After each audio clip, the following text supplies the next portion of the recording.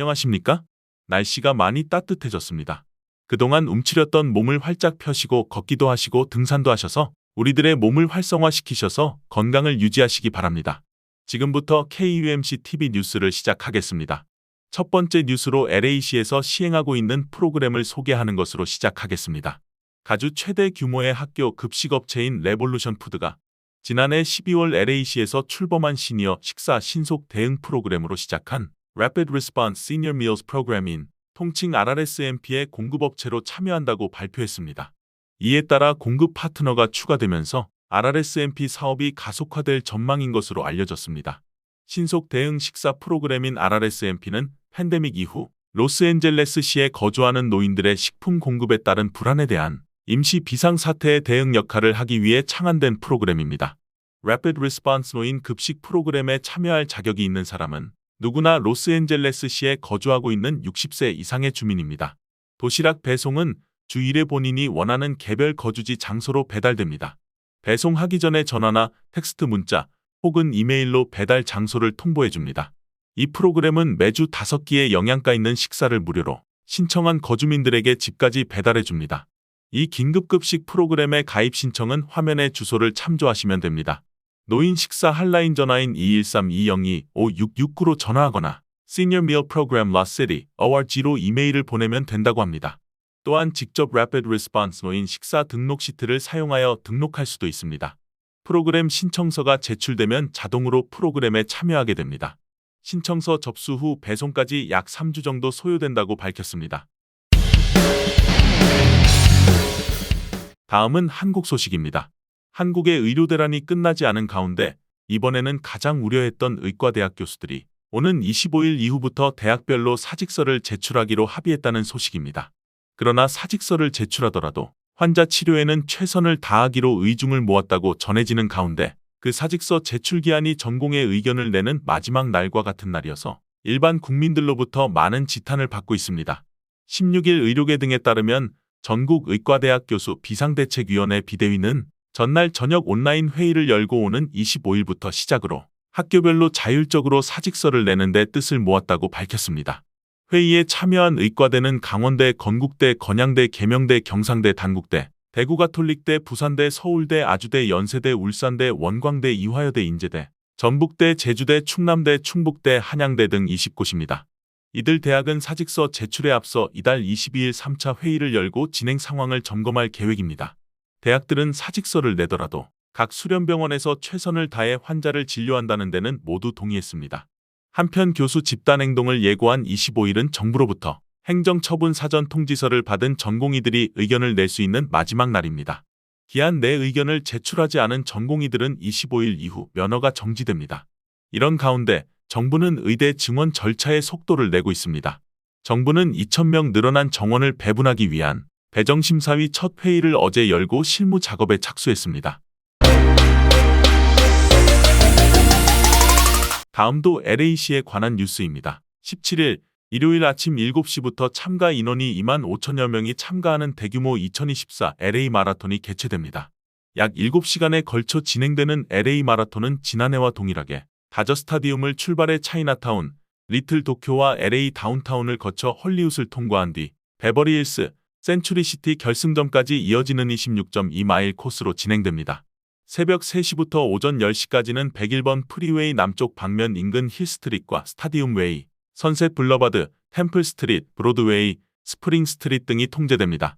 특히 이날은 일요일인 만큼 교회의 예배 참석을 위한 불편을 덜기 위해 운전자들은 마라톤 코스를 고려해 우회할 것을 마라톤 당국은 권고했습니다. 특히 이날 교통혼잡이 예상되는 새벽 4시부터 오전 11시 20분까지는 101번 프리웨이 북쪽 방면 인근 에코팍 애비뉴와 글렌데일 블러바드, 헐리우드 블러바드, 가워 스트리트, 하일랜드 블러바드 등에서 차량 통제가 진행됩니다. 405번 프리웨이 남쪽 방면 인근 산타모니카 블러바드와 월셔 블러바드는 새벽 4시 45분부터 오후 3시까지 차량 통행이 통제됩니다. 특히 LA 마라톤 엑스포가 열리는 다저 스타디움 출발지에서는 무료 주차가 제공되지만 결승점인 센츄리시티 팍 주차장은 유료로 이용해야 합니다. 센츄리시티 결승점에서는 참가자를 위해 대기하는 이들을 위해 무료 맥주 제공과 댄스, 밴드 공연 등 다채로운 이벤트가 진행됩니다. 한인타운 지역은 새벽 4시 45분부터 오후 3시까지 차량 통행이 통제됩니다.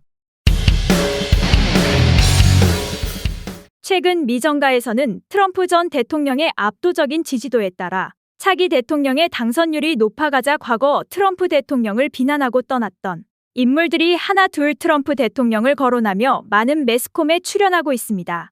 이 가운데 최근 폼페이오 전 국무장관은 한 TV 인터뷰에서 백악관 직책을 수락하는 것을 배제하지 않는다고 말했습니다.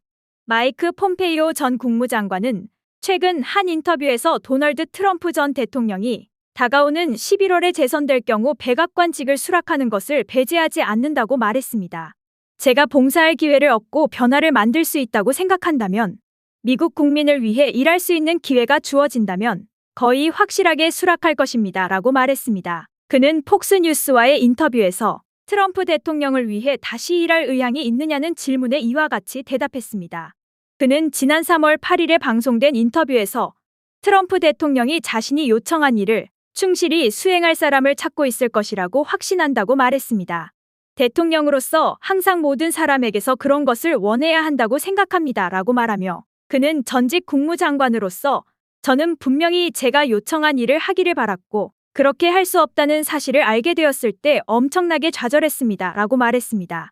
캔자스주 하원 의원 출신인 폼페이오 장관은 2017년부터 2018년까지 트럼프 행정부에서 중앙정보국 CIA 국장을 지냈으며 2018년부터 2021년까지 국무장관을 역임했습니다. 퇴임 후 2024년 공화당 대통령 선거에 출마할 것이라는 추측이 있었지만 불출마를 선언했습니다. 그러나 트럼프 대통령은 폼페이오 장관의 발언에 대해 공개적으로 언급하지 않았습니다. 2023년 폼페이오 장관은 백악관에 출마할 것이라는 추측이 나오는 가운데 당시 폭스뉴스와의 인터뷰에서 트럼프 행정부가 수입보다 6조 달러를 더 지출해 적자를 키웠다며 그것은 결코 국가를 위한 올바른 방향이 아닙니다. 라고 상사였던 전 대통령을 비난하기도 했습니다. 폼페이오 장관은 지난해 공개석상에서 2024년 대선을 앞두고 공화당 유권자들에게 선택을 촉구하면서 트럼프 대통령을 전 대통령으로 말하지 않고 유명인 지도자로 비하하고 비판하면서 45대 대통령을 겨냥한 듯한 발언을 하기도 했습니다.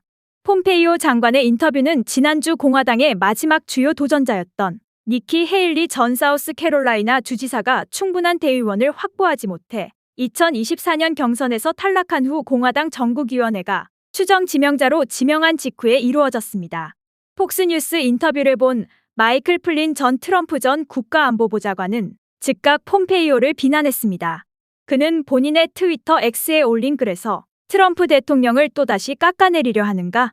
당신은 CIA 국장으로서 바이든과 힐러리에 대한 러시아 스캔들을 트럼프 대통령을 위해 폭로할 수 있는 모든 기회와 능력을 가졌었지만 국무부에서는 아무것도 하지 않았다고 비난한 후 2020년에 조작된 선거에 대해 단 한 번이라도 언급한 적이 있는가를 묻고 우리는 차기 트럼프 행정부에서 당신 같은 비겁자인 라이노드를 배제해야 한다 라고 플린은 폼페이오를 비난하는 글을 트위터인 X에 올렸습니다.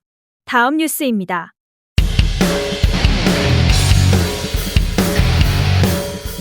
다음은 건강식품 뉴스입니다. 미국 식품의약청 FDA가 요거트 섭취가 당뇨병 위험을 줄이는 데 도움이 된다고 공식적으로 인정했습니다. 로이터 통신 등에 따르면 FDA는 요거트 섭취가 당뇨병 위험을 줄인다는 주장을 관련 제품에 표시할 수 있도록 허용했다고 전했습니다.